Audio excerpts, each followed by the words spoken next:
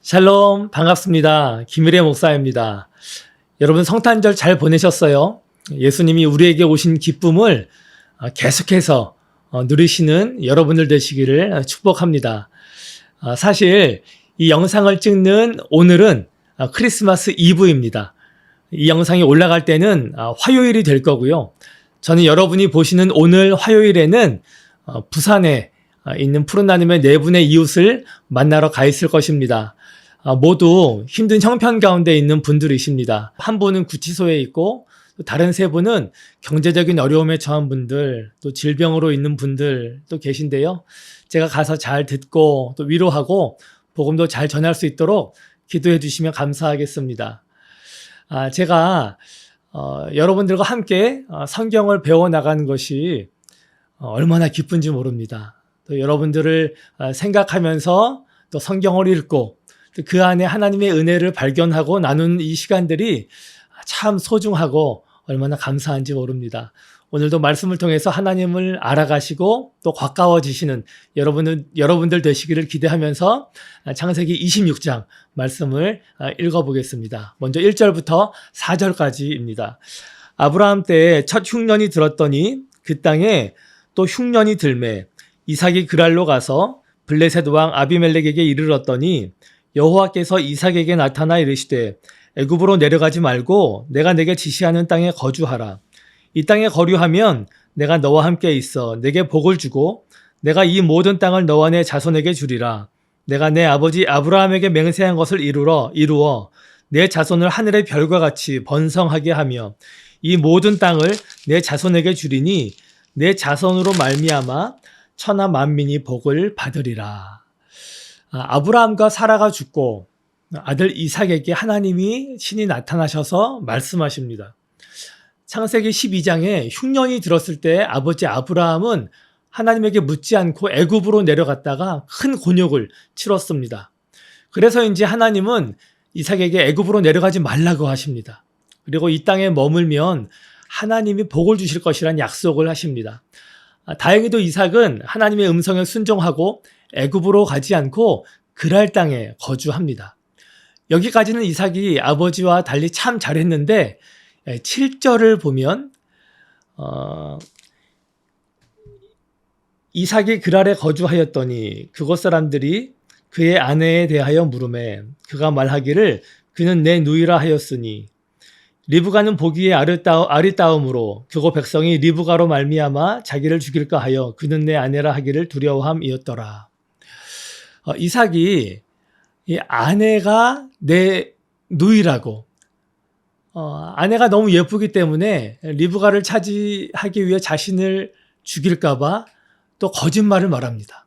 아브라함이 전에 애굽에서 그리고 바로 이 그랄 땅에서 아내를 누이라고 속였던 적이 있는데 바로 그곳에서 똑같이 아내를 누이라고 속이고 맙니다. 이렇게 부모의 역할이 정말 중요합니다. 자식들이 부모가 가르치지 않아도 본대로 배우고 그대로 행동하게 됩니다.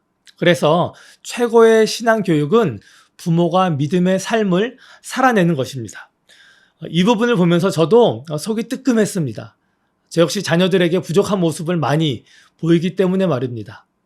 저도 아이들을 말로 주로 많이 가르치는데 역시 말보다는 이 삶이 힘이 있고 능력이 있는 산교육인 것이 틀림없습니다.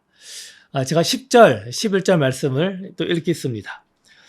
아비멜렉이 이르되 내가 어찌 우리에게 이렇게 행하였느냐. 백성 중 하나가 내 아내와 동침할 뻔하였도다. 내가 죄를 우리에게 입혔으리라. 아비멜렉이 이에 모든 백성에게 명하여 이르되 이 사람이나 그의 아내를 범하는 자는 죽이리라 하였더라. 이삭은 자기 말로 위기를 벗어나는 것 같았지만 거짓은 언제나 문제를 야기합니다. 이삭과 리브가가 껴안는 것을 그곳의 왕이 보고 대노하고 맙니다. 이삭을 불러서 너가 왜 우리를 속였냐고 따집니다. 성경에서는 우리에게 정직하라고 계속해서 이야기합니다. 그 이유는 우리가 괜한 위험과 고난을 겪지 않게 하기 위해서입니다. 야고보서 1장에 욕심이 잉태한 즉 죄를 낳고 죄가 장성한즉 사망을 낳는다고 했습니다. 근시안적으로는 거짓이 먹히는 것 같지만 반드시 남을 넘어뜨리고 결국 나 자신도 넘어지게 합니다. 이 아비멜렉은 사람의 이름이 아니라 블레셋 왕의 칭호입니다. 아브라함이 창세기 20장에 이곳에서 똑같이 아내를 누이라 속였을 때 나온 사람도 아비멜렉입니다. 당시에 아비멜렉은 이 사라를 데려갔다가 꿈에 하나님이 나타나서 말씀하시고 아브라함이 기도하기 전까지는 그곳의 모든 여성이 잉태를 하지 못했습니다. 지금의 아비멜렉은 그때 왕과 다른 왕입니다. 그런 사연을 아는지 모르는지 지금의 아비멜렉도 모든 백성에게 이삭과 아내를 범하는 자는 모두 죽인다고 공포를 합니다. 저는 이 대목에서 이런 생각이 들었습니다. 아비멜렉은 이 이삭을 보면서 무슨 생각을 했을까? 어떻게 하나님을 믿는다는 사람이 저렇게 거짓말을 일삼을까? 왜 하나님을 못 믿을까? 하나님을 믿는다면서 뭐가 그렇게 두려운가라고 말입니다. 또 아버지도 그러더니 왜 아들도 저럴까라고 생각하지 않았겠습니까? 그러면서 얼굴이 화끈거렸습니다. 왜냐하면 이 모습이 바로 지금 교회의 모습이기 때문입니다. 왜 교회는, 왜 하나님을 믿는 사람들은 저렇게 문제를 많이 일으킬까? 왜 거짓을 아무렇지도 않게 일삼고 불법도 행하고 그렇게 비상식적이고 비양심적인 행동을 많이 할까? 세상 사람들이 그렇게 교회를 보고 있기 때문에, 그리고 그 모든 지적들이 하나같이 맞는 말이기 때문에 너무나 부끄럽고 안타까울 수밖에 없습니다. 그렇다고 저 역시 교회를 비난만 할 수 없는 이유는 제가 바로 교회이기 때문입니다. 교회는 건물이 아니라 믿는 사람들의 모임입니다. 성경에는 우리 한 사람 한 사람이 하나님이 거하시는 성전, 즉 교회라고 하기에 나 자신이 바로, 또 여러분 자신이 바로 교회인 것입니다. 그래서 저는 다시 다짐해 봅니다. 더 정직해지기로, 언제 어디서 무엇을 하든지 누구를 대하든지 나의 겉모습과 속마음이 한결같이 진실하게 살아가기로 말입니다. 이 영상을 보시는 여러분들도 그렇게 살아가시기를 응원하고 또 기도하겠습니다. 참 이런 이삭의 믿음 없는 행동에도 불구하고 또 하나님의 이름이 이삭의 행동으로 먹칠을 당하셨는데도 불구하고 하나님은 이삭을 너무도 사랑하셔서 그를 또 용납하시고 다시 기회를 주시며 오히려 축복을 하십니다. 이 12절, 13절을 보면 이 그랄 땅에서 이삭은 그 해에 100배의 소출을 했다고 합니다. 그때가 어느 때입니까? 바로 기근 때입니다. 흉년 때입니다. 얼마나 그가 부강해졌냐면 그 지역의 모든 사람들이 이삭을 시기하게 되었다고 하고 16절에는 아비멜렉 왕이 와서 너가 우리보다 크고 강성해졌기 때문에 우리를 떠나라고 말합니다. 이 말에 이삭은 순순히 그곳을 떠납니다. 아브라함이 큰 실수를 한 뒤에 하나님의 은혜를 경험하고 조금씩 그 믿음이 성장하고 또 성숙한 행동들을 했던 것을 여러분 기억하시죠? 이삭도 이 자신의 불신에 대한 반성과 하나님의 은혜를 경험해서인지 보다 성숙한 반응을 합니다. 그곳을 떠나서 다른 곳에 이르러서 이삭은 우물을 파게 됩니다. 그곳에서 드디어 물이 터집니다. 그런데 그랄의 목자들이 와서 그 우물이 자기들 거라고 우기고 빼앗습니다. 그러자 이삭은 아무 말 없이 다른 곳으로 옮깁니다. 또다시 힘들게 우물을 파서 물이 나옵니다.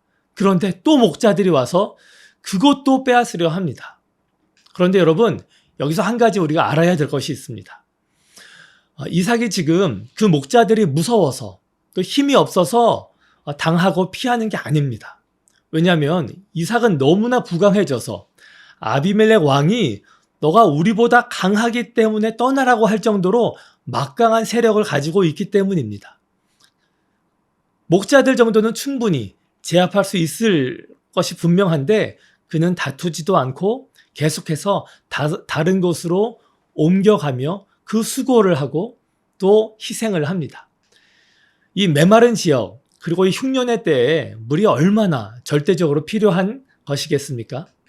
거느리는 식솔도 얼마나 많았겠습니까? 하지만 그는 계속해서 다툼과 시비를 피하고 계속 옮겨가며 우물을 파는 수고를 합니다. 제가 22절 말씀을 읽겠습니다. 이삭이 거기서 옮겨 다른 우물을 팠더니 그들이 다투지 아니하였으므로 그 이름을 르호봇이라 하여 이르되 이제는 여호와께서 우리를 위하여 넓게 하셨으니 이 땅에서 우리가 번성하리로다 하였더라. 이삭은 마침내 더 이상 우물을 빼앗기지도 간섭을 당하지도 않게 됩니다. 그리고 그곳 이름을 르호봇, 즉 하나님이 우리를 위해서 넓게 하셨다라는 이름을 붙입니다. 저는 이 과정에서 이삭의 믿음도 비례하게 굉장히 많이 성장했다고 생각을 합니다. 로마서 5장 말씀에 인내는 연단은 소망을 이루는 줄을 알미로다라고 말합니다. 우리에게도 힘든 일들, 이해할 수 없는 고난들이 있습니다. 아마 여러분들도 많이 겪으실 겁니다. 하지만 하나님을 의지하고 어려운 상황에서도 믿음으로 살아가게 될 때에 이삭이 경험한 그 축복을 저와 여러분 역시 누리게 될 줄을 믿습니다. 제가 26절, 28절 말씀을 읽겠습니다. 아비멜렉이 그 친구 아우삭과 군대장관 비골과 더불어 그랄에서부터 이삭에게로 온지라. 이삭이 그들에게 이르되 너희가 나를 미워하여 나에게 너희를 떠나게 하였거늘 어찌하여 내게 왔느냐? 그들이 이르되 여호와께서 너와 함께 계심을 우리가 분명히 보았으므로 우리의 사이 곧 우리와 너 사이에 맹세하여 너와 계약을 맺으리라 말하였노라. 당연히 이삭의 행동과 그가 더 부강해지는 소식을 들은 아비멜렉과 군대장관 비골은 그 사실로 인해 놀랐을 것입니다. 그래서 이삭을 찾아와서 말합니다. 하나님이 너와 함께 계심을 우리가 분명히 보았다고 말합니다. 그렇기 때문에 너와 우리나라가 평화 조약을 맺자고 합니다. 도대체 얼마나 이삭의 재산과 그 신하와 군사와 가축들의 규모가 커졌는지 이 지역의 왕과 군대 장관이 찾아와서 부탁을 하겠습니까? 얼마나 두려움을 느꼈으면, 그리고 하나님이 정말 이삭과 함께 하심이 분명히 그들의 눈에도 보였다고, 느꼈다고, 확신하겠다고 하면 그들의 요구에 처음에는 이삭을 쫓아냈지만 이제는 그 이삭에게 찾아와서 이 조약을 맺어달라고 하겠습니까?